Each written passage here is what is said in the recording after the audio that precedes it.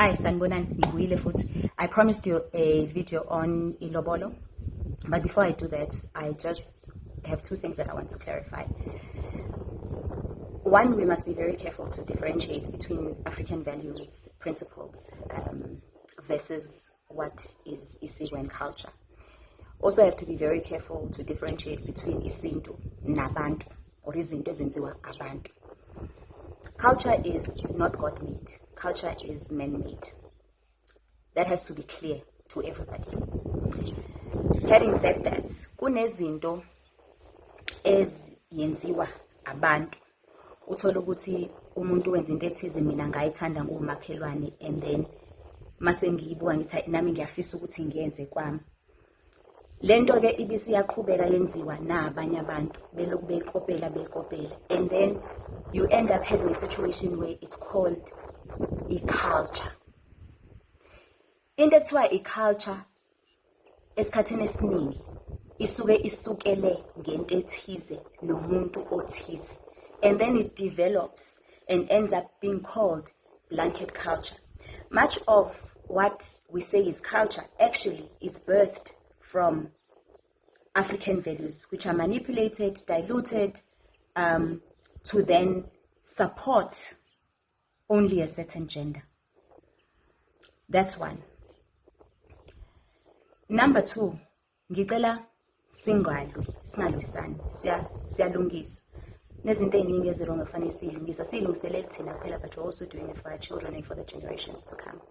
Now, when I get men who attack me because I'm speaking about these things, and people who ask me, who's giving me the authority to speak on such?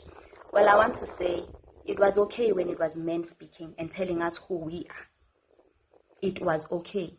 It has become a problem when umuntu wesifazane or a woman is redefining herself based on what she has found out to be or who she is, not based on the narratives that men give us.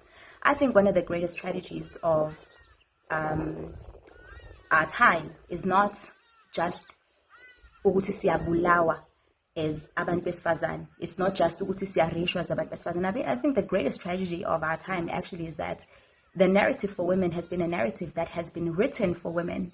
It's not a narrative that we've ever defined for ourselves, but we're in a time and an era where women are wanting to redefine who they are. But again, mina, I'm going back in time to find out ukuthi before senziwe lento esiyona manje, who were we? And that's important. I once came across a quote that said, when you've been accustomed to power and privilege, when it's been your way of life, when you've been accustomed to power and privilege, even equality seems like oppression. And I thought, wow, because this is exactly what we're faced with. We're faced with amadoda who think equality is oppression, who think equality is something wrong. When actually what women are saying is, we don't want to rule over you, even though you've been ruling over us for centuries. We don't want to rule over you. We want to co-rule with you. We want to co-reign with you. Asifuna ukuncontrola, we just want to be us, and we want to live our own lives, and we want to redefine or define who we are for ourselves, and not have to live in the shadow and the narratives that have been created for us. Asilwi namuntu, hence I say we come in peace. Asilwi namuntu, kodwa we are very serious about this agenda.